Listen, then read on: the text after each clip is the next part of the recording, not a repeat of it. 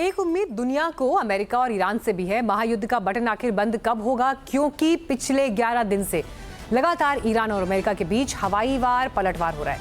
Missiles के बदले missile, drone के बदले ड्रोन दागे जा रहे हैं। ट्रंप ने अब यह कह दिया है कि धीरे धीरे ईरान के पावर स्ट्रक्चर को निशाना बनाया जाएगा। लेकिन सवाल यह नहीं कि युद्ध और कितने दिन चलेगा, सवाल यह है कि क्या इस युद्ध को अफोर्ड करने के लिए अमेरिका के पास वो फायर पावर दोबारा तैयार हो चुकी है। बात बात पर टैरिफ कार्ड दिखाने वाले ट्रंप अब महायुद्ध का महाबिल क्यों दिखा रहे हैं? कचहरी में अब युद्ध का खर्च बताने वाली फाइल।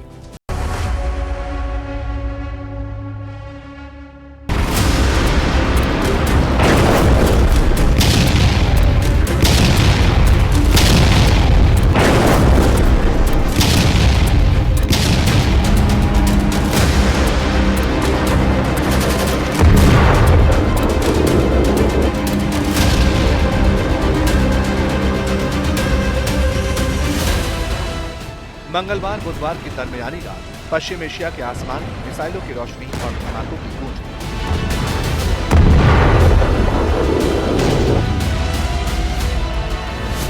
सीजफायर टूटने के बाद अमेरिका ने लगातार 11वीं रात ईरान पर हमला किया।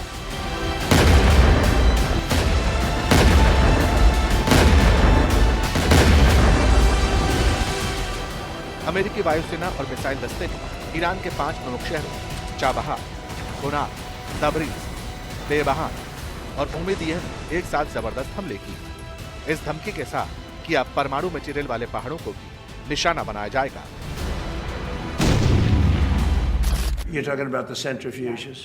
Yeah, it doesn't mean anything unless they have the material. They don't have. We follow the material. That's where the action is, and we'll be hitting that area probably pretty soon. And there's not a thing they can do about it. Normally I wouldn't say that. If I thought they could do something about it, I would never say that. But we'll be hitting that area pretty soon, and very heavily. Action का reaction होता है और इस अमेरिकी कार्रवाई का असर पूरे इलाके में दिखने लगा। जॉर्डन ने दावा किया कि इराक ने उसके इलाके की तरफ 6 मिसाइलें दागी, जिनमें से उसके एयर डिफेंस सिस्टम 4 को हवा में ही इंटरसेप्ट कर तबाह कर दिया, जबकि 2 मिसाइलें नो मैंस लैंड में जा गिरी। मतलब यही है कि युद्ध चरम पर पहुंच रहा है, कई मुल्क चपेट में आ रही हैं और संयुक्त राष्ट्र चिंता जता रहा है। पिछले कुछ दिनों में ईरान और अमेरिका के बीच लगातार बढ़ती सैन्य तनातनी को लेकर यूएन सेक्रेटरी जनरल बहुत चिंतित हैं। इस संकट का असर Iran, Bahrain, Jordan, Syria, Iraq, Saudi Arabia, Yemen, Qatar, Kuwait और यूएई पर पहले से ही पड़ चुका है। इससे इन देशों और इनके बाहर भी व्यापार प्रणालियों, मानवीय सहायता की पहुंच, परिवहन लागत और ईंधन के साथ जरूरी चीजों की कीमतों पर दबाव पड़ा है। हमने कुवैत और दूसरी जगहों पर पावर प्लांट और डिसैलिनेशन प्लांट पर हमले देखे हैं। ऐसे हमले मंजूर नहीं हैं और इन्हें तुरंत रोका जाना चाहिए।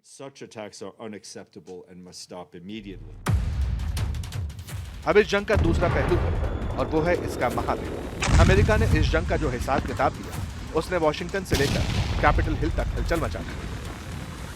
अमेरिकी रक्षा मंत्री पीट हेग्सेथ ने सेनेट की अप्रोप्रिएशंस कमेटी को बताया कि अब तक इस युद्ध पर अमेरिका 37.5 अरब डॉलर यानी करीब 3,20,000 करोड़ रुपए खर्च कर चुका है। ये आंकड़ा मई में पेंटागन के अनुमान से करीब 8 अरब डॉलर ज्यादा है। पेंटागन ने अब कांग्रेस से 87 अरब डॉलर यानी 8,30,000 करोड़ रुपए की अतिरिक्त फंडिंग मांगी है। इसमें से करीब 67 अरब डॉलर यानी करीब 6.5 लाख करोड़ रुपए मिडिल ईस्ट में सैन्य अभियानों के लिए रखे गए हैं। अमेरिकी रक्षा मंत्री ने बताया कि अगर ये पैसा नहीं मिला तो सैनिकों का वेतन देने, हथियार और गोला बारूद की भरपाई करने और दूसरे मिलिट्री मिशंस को बिना रुकावट जारी रखने में दिक्कत आ सकती है। हालांकि कमेटी ने खर्च पर सवाल उठाए। So here we are 5 months later. The strait is closed. The ceasefire hasn't just disintegrated. This war is now spiraling out of control again. The president is threatening escalation and war crimes and suggesting this could be another forever war. He has told us over 40 times now that a deal is near and the war will be over soon.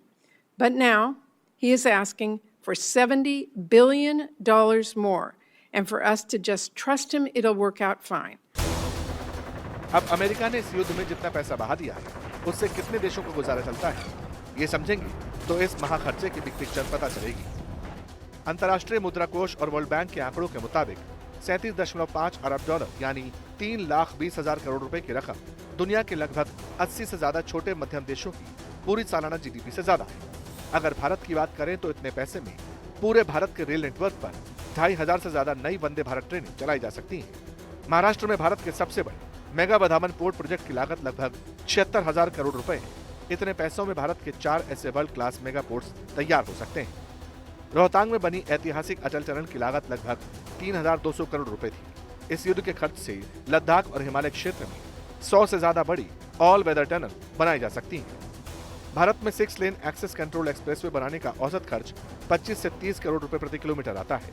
इतने budget में Delhi Mumbai expressway जैसे 3 से 4 बड़े expressway corridor खींचे जा सकते हैं। भारत को रोज कच्चा तेल खरीदने के लिए लगभग 3,200 करोड़ से लेकर 3,300 करोड़ चुकाने पड़ते हैं। 3,20,000 करोड़ रुपए में भारत करीब 3.5 महीने का कच्चा तेल खरीद सकता है। सोचिए, इतने पैसे अब तक इस युद्ध में बर्बाद हो चुके हैं।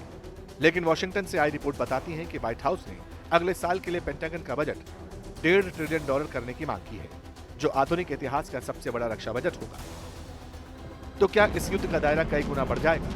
ईरान कहता है बातचीत का फिर से ऑफर मिला है। अमेरिका कहता है ईरान से बातचीत में कोई फायदा नहीं। 47 years, they build up a conventional capability like the North Koreans did. Remember, that's how North Korea made their way to a bomb. So much weaponry that no one was willing to stand up to them. President Trump was, and it continues to this day. Iran's been given every opportunity to negotiate, to show that they're reasonable on the Strait of Hormuz. But if they're going to shoot at commercial shipping, then we're going to hit them, as the president said, 10 times harder. America कह रहा है कि हमलों की intensity बढ़ेगी, लेकिन युद्ध में अमेरिकी सेना को भी नुकसान उठाना पड़ा है। जुलाई में अब तक उसके 18 अमेरिकी सैनिक मारे गए हैं। इतिहास गवाह है कि युद्ध शुरू करना आसान होता है, लेकिन उसे समेटना सबसे मुश्किल। जब तक वॉशिंगटन और तेहरान के बीच कूटनीति की मेज नहीं सजती, तब तक दुनिया इस महायुद्ध का बिल चुकाती रहेगी।